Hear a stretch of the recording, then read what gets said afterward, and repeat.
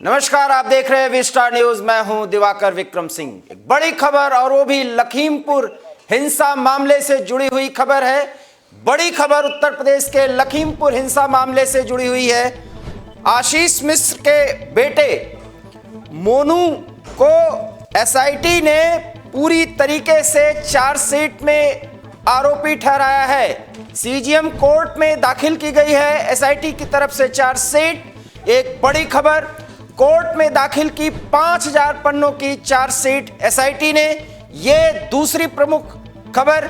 और चार्जशीट में आशीष मिश्र उर्फ मोनू को मुख्य आरोपी बताया गया है। एक बड़ी खबर है, चार्जशीट में एसआईटी ने एक नाम को और बढ़ा दिया है, जो मंत्री के रिश्तेदार अर्थात साले बताए जा रहे हैं। एसआईटी ने पलिया ब्लॉक प्रमुख वीरेंद्र शुक्ल का नाम भी चार्जशीट में बढ़ाया है। मंत्री टेनी के रिश्तेदार हैं, साले हैं उनके, पलिया ब्लॉक प्रमुख देवेंद्र शुक्ल उनका नाम है।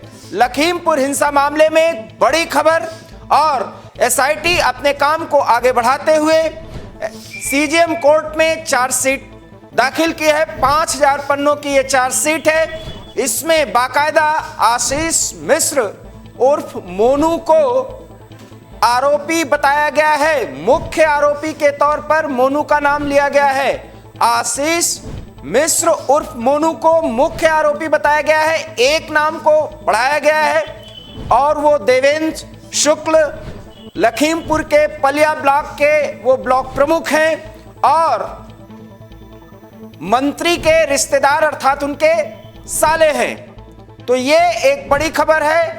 टेनी की मुश्किलें अब बढ़ती जा रही हैं क्योंकि पुत्र और साले सहित 2 लोगों को आरोपी बता दिया गया है। 5000 पन्नों का ये चार्जशीट एसआईटी की एक बड़ी कामयाबी बताई जा रही है।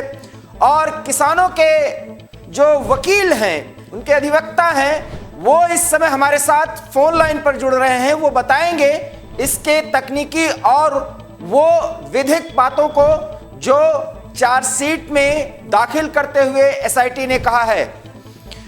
मोहम्मद अमान हमारे साथ सीधे जुड़ रहे हैं। मोहम्मद साहब, क्या स्थिति है जो चार्जशीट दाखिल की गई है, इसमें मोनू को और एक नाम को बढ़ाया गया है, किस आधार पर? देखिए, जैसा कि मैं बता दूं आपको, इसमें आशीष मिश्र मोनू तो शुरुआत से थे ही थे और वीरेंद्र कुमार शुक्ला का एक नाम बढ़ाया गया है जो कि अजय मिश्र टैनी के रिश्तेदार हैं। और इनको जो जोड़ा गया है वो इसमें इसलिए जोड़ा गया है क्योंकि जो स्कॉर्पियो में 3 गाड़ियां थी, एक गाड़ी थी थार, दूसरी फॉर्च्यूनर और तीसरी स्कॉर्पियो। तो जो तीसरी गाड़ी स्कॉर्पियो थी वो वीरेंद्र कुमार शुक्ला के नाम से रजिस्टर्ड थी। इसमें धारा जो पड़ी है वो 201 बढ़ा दी गई है। पहली धाराएं जो भी थी उसके बाद कुछ धाराओं को बदला गया और उसमें जो अंतिम रूप से धाराएं लगाई गई हैं वो धारा 147, 148, 149, 307, 326, 302, 130, 427, 34, 201 आईपीसी। इसके अलावा 3/25 और 5/27 जो है आर्म्स एक्ट है और 177 एमवीएलपी है। इन सभी धाराओं के तहत जो 5000 पन्ने की चार्जशीट दाखिल की गई है, उसमें क्या ऐसी बातें हैं जिसमें मोनू की और वीरेंद्र शुक्ल की मुश्किलें बढ़ती जाएंगी? क्योंकि आपने कहा कि जो गाड़ियां 3 किसानों के ऊपर से निकली थी वो सब रजिस्टर्ड हैं, तो एक तो आप कह रहे हैं रिश्तेदार के नाम पे है और 2 गाड़ियां। देखिए, थार गाड़ी जो है, देखिए फॉर्च्यूनर जो है अंकित दास के नाम पे थी। थार गाड़ी अजय मिश्र टैनी जो केंद्रीय गृह राज्य मंत्री हैं उनके नाम पे है। बताता चलूं आपको एक बात और भी कि जो हमने एफआईआर लिखाई थी उसकी जो प्रार्थना पत्र दिया था और एफआईआर की जो तहरीर मौजूद है उस एफआईआर की तहरीर में अजय मिश्र टैनी केंद्रीय गृह राज्य मंत्री का नाम लिखा हुआ है, लेकिन उनको पुलिस ने एफआईआर में नामजद नहीं किया था। इस बात के लिए हमने उसके बाद एसआईटी की टीम ने एक प्रार्थना पत्र दिया था वादी जगजीत सिंह की तरफ से, इसमें अजय मिश्र टैनी का नाम नामजद किया जाए। ये इस बात को करीब 1 महीना होता हुआ चला आ रहा है और मुझे उम्मीद थी कि चार्जशीट में अजय मिश्र टैनी का नाम बढ़ाया जाएगा, लेकिन आज जब चार्जशीट आई है तो उसमें अजय मिश्र टैनी का नाम नहीं है। इस बात से थोड़ा सा आहत हुए हैं सारे किसान कि उनको एक तरह से क्राइम उनका इसमें रजिस्टर है और उनकी गाड़ी थार जो अजय मिश्र टैनी के नाम पे है उनको नहीं लिया गया इस केस में, उनको नामजद नहीं किया गया। उनको नामजद नहीं किया गया है, तो ये किस आधार पर नामजद कराने का वकील साहब? क्योंकि टेनी साहब तो उस समय लखीमपुर में मौजूद ही नहीं थे।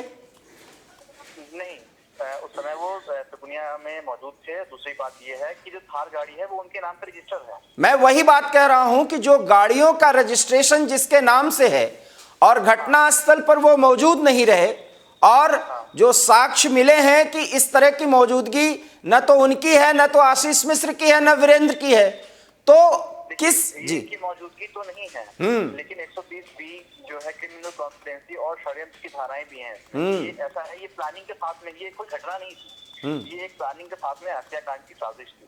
पूरी प्लानिंग करके किया गया और इस प्लानिंग में सब शामिल थे। इस बात का प्रमाण ये भी है कि अजय मिश्र टैनी ने 25 सितंबर को एक स्टेटमेंट दिया था कि जो किसान इस बिल का विरोध कर रहे हैं हम उनको इस जिले में रहने नहीं देंगे। और उसके बाद फिर एक दंगल होना, किसानों का विरोध करना, वो चीज उनको शायद अहंकार को ठेस पहुंचा चुकी थी और उसके बाद उस बदले के तौर पर उन्होंने ये इस तरह से घटना की है।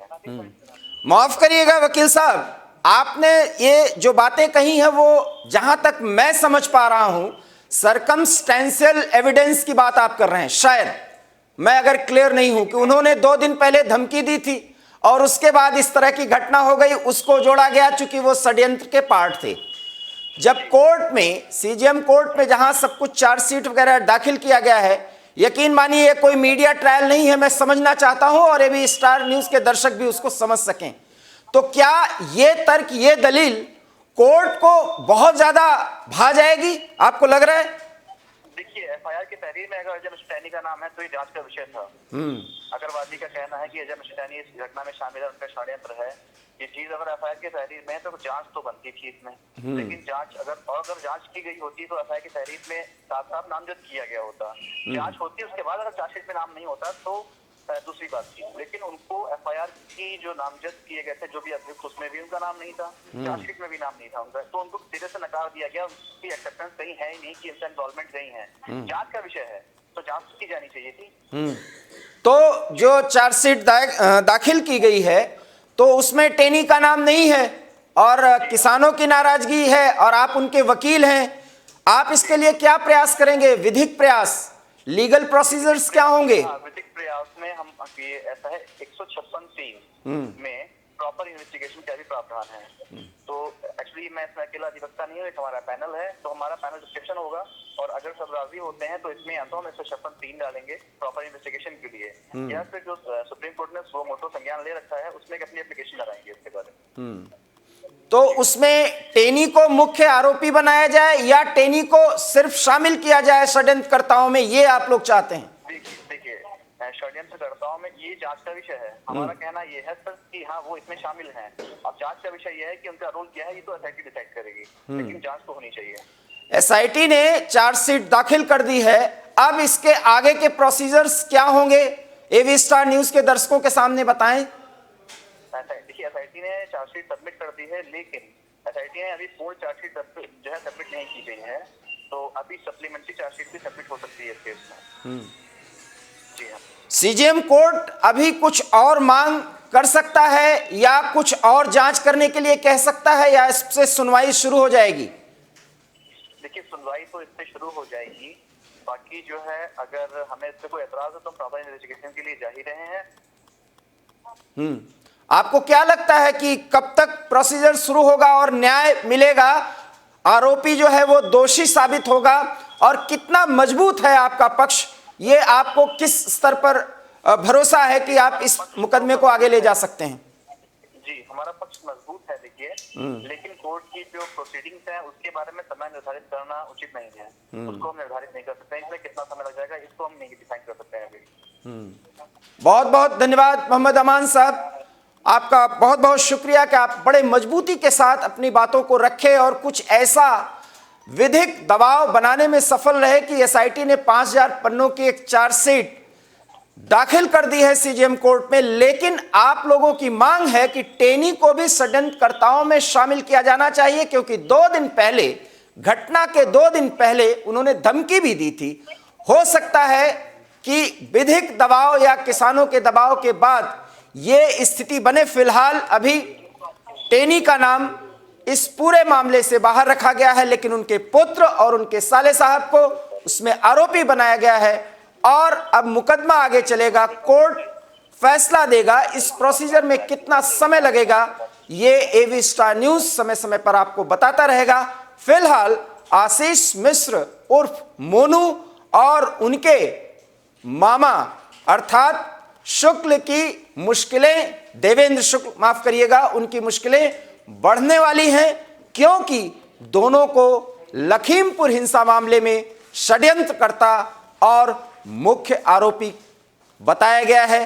अब आगे क्या होगा विधिक कार्रवाई के तहत वो हम आपको समय समय पर बताते रहेंगे, इसलिए आप देखते रहिए एवी स्टार न्यूज, क्योंकि यहां खबरों का सिलसिला कभी नहीं थमता। दीजिए इजाजत, नमस्कार।